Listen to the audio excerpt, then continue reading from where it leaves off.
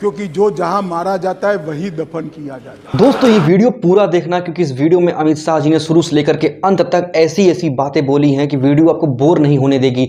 और आखिरी क्लिप तो जरूर देखना जहां अमित शाह जी ने कहा कि जहां मारेंगे वहीं दफना देंगे। किसके लिए कहा था ये, आइए देखते हैं इस वीडियो। अरे शुरुआत है, धैर्य रखो, काफी सुनना पड़ेगा। सुरेश जी, ये तो ट्रेलर है, अभी ट्रेलर है। 1993 जुलाई में नरसिम्हा राव जी की कांग्रेस की सरकार थी, उसके खिलाफ अविश्वास प्रस्ताव आया। अब सरकार बचानी होती है, नरसिम्हा राव जी को बचानी थी। कांग्रेस का मूल सिद्धांत है एन केन प्रकारेण सत्ता में बने रहना, सत्ता में बने रहने का प्रयास करना। ना इसके लिए सिद्धांत होते हैं, ना नीतियां होती है, ना औचित्य होता है।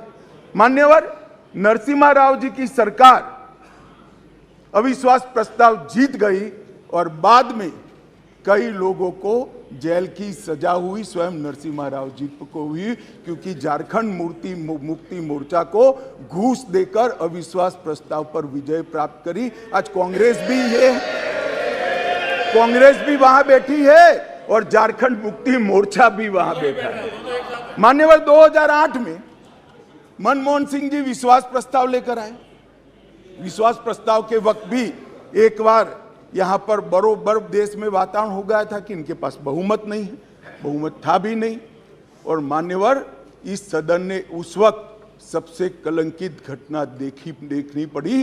सांसदों को करोड़ों रुपए की घूस देनी पड़ी और हमारे ऑनेस्ट सांसद वो रुपया लेकर पीठ के सामने आए और कहा कि हमें संरक्षण चाहिए, हमें रुपया ऑफर किया गया और वो सरकार बचा ली।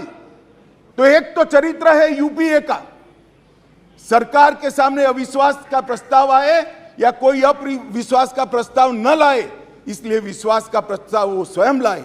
इसमें से बचने के लिए सारे सिद्धांत, सारा चरित्र, सारे लोकसभा के नियम कानून, हमारी परंपराएं, इसको त्याग कर एन केन प्रकारेण सत्ता को संभालना और सत्ता पर काबिज रहना। इसके सामने मान्यवर दूसरा एक उदाहरण है। 1999 में अटल जी की सरकार थी और अविश्वास प्रस्ताव आया। मान्यवर, ये जो कांग्रेस ने किया वो हम कर सकते थे, क्योंकि 93 में नरसिम्हा राव जी ने देश के सार्वजनिक जीवन को एक एग्जाम्पल पूरा कर दिया था कि सरकार ऐसे भी बचाई जा सकती है, करोड़ों रुपया देकर भी बचाई जा सकती है। हम भी कर सकते थे, मगर हमने नहीं किया। हमने नहीं किया। हमने हमारी बात रखी। देश के प्रधानमंत्री अटल जी ने इसी सीट पर बैठकर अपनी बात रखी संसदों के सामने और जो कहा कि संसद का जो फैसला है मैं सर पर चढ़ाऊंगा, हमें कोई आपत्ति नहीं। एक बार इस देश के तत्कालीन प्रधानमंत्री ने कहा था, जो यूपीए से ही थे, उन्होंने कहा था कि मैं दिल्ली से 1 रुपया भेजता हूं, 15 पैसे पहुंचते हैं। वो तो ठीक है, स्वीकृति की सच्चे आदमी थे, नए नए राजनीति में आए थे, बोल गए। मगर मैं अब आगे पूछना चाहता हूं, क्योंकि बाकी लोग तो यहीं बैठे हैं। भैया 85 पैसा कौन ले जाता था? ये 85 पैसा कौन ले जाता था? मान्यवर, 85 पैसा ये ले जाते थे जिनको इसके अंदर कटकी और बटकी करनी थी। मान्यवर, जो जन धन योजना का विरोध कर रहे हैं वो 85 पैसा एंजॉय करने वाले लोग हैं, क्योंकि अब भारत सरकार रुपया भेजती है तो सीधा रुपया पहुंच जाता है। कांग्रेस की तरह नहीं 85 पैसा, सीधा रुपया गरीब के घर में। अरे यार सुनो ना, इस सदन में एक ऐसे नेता है जिनको आज तक 13 बार राजनीति में लॉन्च किया गया है और 13 ही बार फेल गए। उनका एक लॉन्चिंग मैंने देखा है, उनका एक लॉन्चिंग यहां सदन में हुआ था।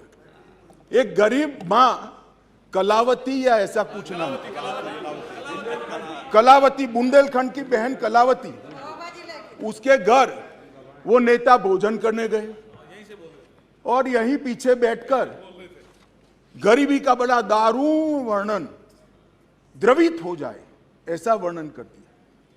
ठीक है भाई, अच्छा किया, आप इतने बड़े व्यक्ति होकर गरीब कलावित के घर पर भोजन पर गए, उसका भोजन कर लिया और इसकी वेदना को यहाँ वाचा दे दी, मगर बाद में इनकी सरकार 6 साल चली। मैं पूछना चाहता हूं वो कलावती का क्या करा? वो कलावती को घर, बिजली, गैस, शौचालय, अनाज, स्वास्थ्य ये सब देने का काम नरेंद्र मोदी ने। अभी नहीं कह सकते, बैठ जाओ। नियम आपको मालूम होना चाहिए, नियम पढ़ लीजिए, अभी नहीं कर सकते। अरे भाई, आपकी पार्टी ने आपका नंबर ही बोलने में नहीं लिखा है, क्या खड़े हो कर बोलते हो? आप लीडर ऑपोजिशन हो ना, आप चर्चा शुरू करते हो ना, बोलने देते हैं आपको। अब मेरे भाषण में क्यों बोल रहे हो आप? आपको बोलने नहीं देते आपके पार्टी वाले। बैठ जाओ। दोस्तों, अमित शाह जी को भाषण देते हुए एक सीनियर सांसद हैं, नाम नहीं लूंगा उनका मैं, बंगाल के हैं, जब उन्होंने अमित शाह जी को टोक दिया तो अमित शाह जी ने कहा कि इस बार जब काउंटिंग हो जाएगी तो मेरे को फोन कीजिएगा आप। आपको भले अविश्वास हो, देश की जनता को अविश्वास नहीं। मान्यवर, इस चुनाव में पता चल जाएगा दादा, इस चुनाव के काउंटिंग में पता चल जाएगा, और फोन करना मुझे। दोस्तों, जो अमित शाह जी ने कांग्रेस के नेताओं को चेतावनी दी कि अब भी आप नींद से जाग जाइए, वरना जो बचे हैं वो भी खत्म हो जाएंगे। परिवारवाद ट्वीट, भ्रष्टाचार और तुष्टीकरण। मान्यवर,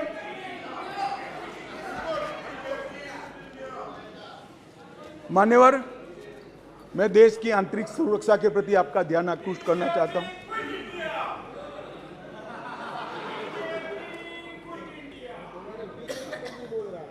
भाई, अभी भी सत्यता स्वीकारो, नहीं तो जो होए उसके भी आधे हो जाओ। रिपोर्ट कहते हैं हुर्रियत से चर्चा करो, जमीयत से चर्चा करो, पाकिस्तान से चर्चा करो। हम ना हुर्रियत से चर्चा करेंगे, ना जमीयत से करेंगे, ना पाकिस्तान से चर्चा करेंगे।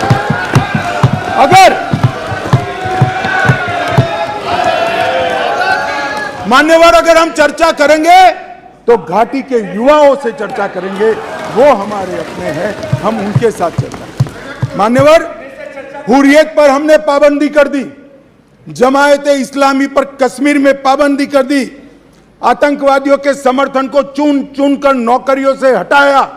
अब किसी भी आतंकवादी की मृत्यु का जनाजा नहीं निकलता है, क्योंकि जो जहां मारा जाता है वही दफन किया जाता है। मान्यवर, फिलहाल दोस्तों इस वीडियो में बस इतना ही। उम्मीद करता हूँ वीडियो पसंद आई होगी। वीडियो पसंद है वीडियो को लाइक कर दें, चैनल सब्सक्राइब